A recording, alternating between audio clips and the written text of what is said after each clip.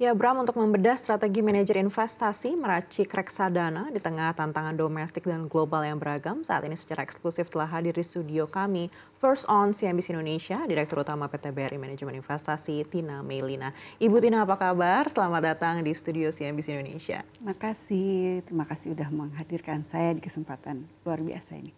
Baik Ibu Tina, ini menarik sekali kalau kita melihat volatilitas yang ada di global, bahkan di dalam negeri sendiri ini juga gejolaknya masih cukup tinggi. Lalu seperti apa arahan Ibu sebagai nahkoda di BRI Manajemen Investasi ini terkait dengan inovasi, pemasaran, dan juga pengelolaan produk?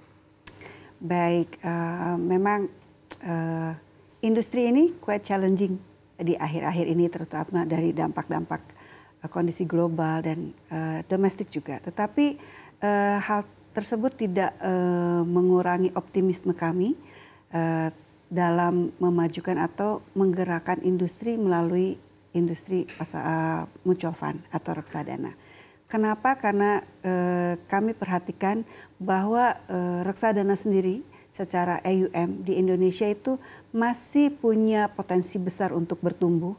Mengingat terhadap GDP saja, AUM mutual fund itu baru mencapai 5%.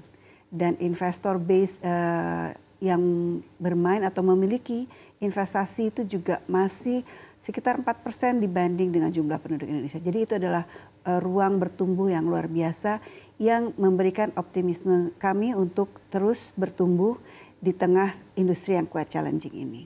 Tentunya untuk menjadikan industri ini bertumbuh, diperlukan strategi-strategi yang tepat sesuai dengan sasaran dan juga didukung dengan active literations kepada masyarakat, karena memang untuk pemahaman terhadap investasi itu adalah sesuatu yang terus kami yakini harus terus ditingkatkan dan dilakukan secara masif.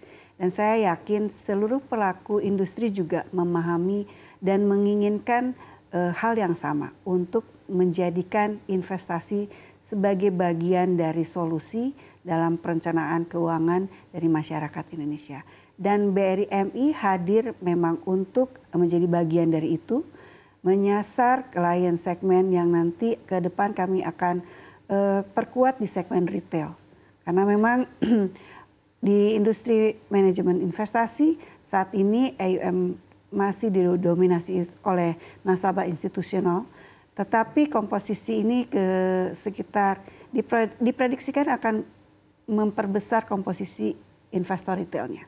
Mungkin di 2027 komposisinya akan mencapai 35%, dan itu sangat terdorong dengan semakin literate-nya masyarakat Indonesia, juga investor muda, investor baru juga bertumbuh, dan memang terdukung oleh sosialisasi yang cukup intens akhir-akhir ini. Baik, proyeksi 35% untuk pertumbuhan AUM retail di 2027. Apakah ini sudah tergambar dari AUM yang ada di BRI MI saat ini? Sudah sangat tergambar, karena dimulai dari akhir 2022 pada saat BRI MI menjadi bagian dari BRI Group, di mana fokus kami mulai mengarah kepada investor retail.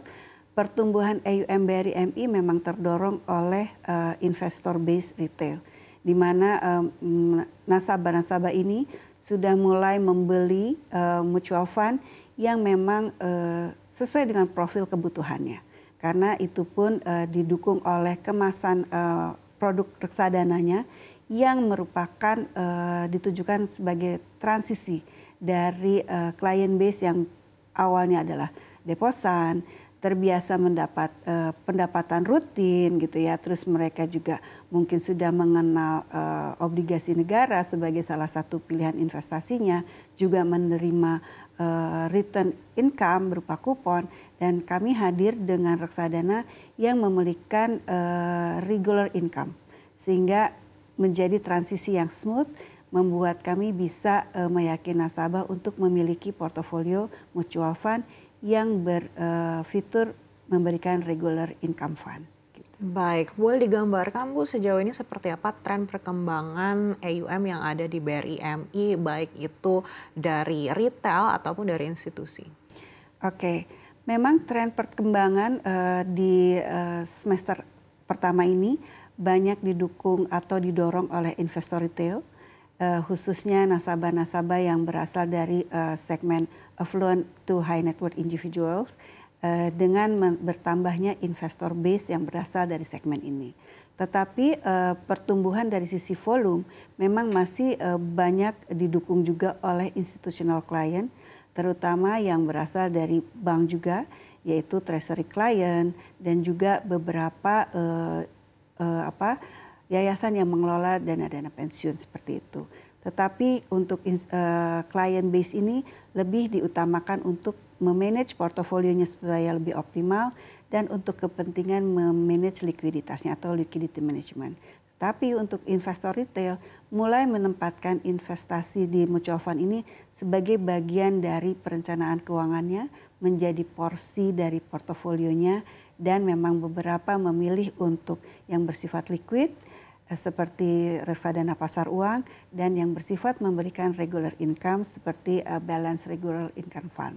Yang kita miliki, kita mostly disebut teman-teman sebagai brief balance regular income fund. Jadi memang itu yang tadi menjadi transisi bagi investor-investor ini untuk memiliki reksadana secara lebih aktif di semester ini. Dan itu memang dimulai dari tahun 2023, edukasi dan literasinya. Baik, kalau kita berkaca lagi pada era suku bunga tinggi saat ini dan juga volatilitas baik itu di harga komoditas dan juga di pasar ekuitas, apakah Ibu melihat memang tantangannya cukup besar untuk bisa meracik produk di saat seperti ini?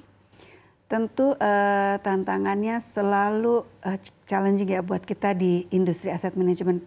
Tetapi industri aset manajemen kalau saya believe adalah merupakan jawaban untuk setiap kondisi. Karena di kelompok produk kita kan ada yang kategori pasar uang, ada yang kategori pendapatan tetap atau obligasi, ada campurannya, ada sahamnya. Dan setiap market itu kan selalu berganti ya. Kapan bonds yang lagi sebagai the strong one, kapan equity, mungkin saat ini lebih di pasar uang dengan suku bunga tinggi atau deposito dengan return yang lebih tinggi saat ini. Tentu setiap market itu ada posisi positifnya dan itu bisa terdeliver oleh fund-fund yang sesuai kategorinya. Mungkin saat ini dalam kondisi yang relatif penuh ketidakpastian, kapan suku bunga turun dan segala macam, itu bisa menjadi safe haven alternatif atau solutionsnya. Kita banyak penempatan yang masuk ke reksadana yang kategorinya money market fund. Cukup liquid, at any time bisa digunakan, tetapi returnnya bisa optimal. Karena memang underlyingnya juga sekarang sudah semakin beragam, bahkan ada instrumen-instrumen baru yang bisa menjadi underlying kelompok ini. Nanti pada saat misalnya sudah yield bond membaik atau menjadi menarik lagi, sudah ada siap dengan produk-produk yang memiliki underlying yang sesuai dengan marketnya. Karena memang saya believe di asset management itu adalah capability di asset management adalah how to win the market. Market yang mana tergantung kondisi yang sedang kita hadapi saat ini, challengingnya di aspek yang mana. Equity kah, bond kah, bahkan money market pun kadang kita juga ada kondisi.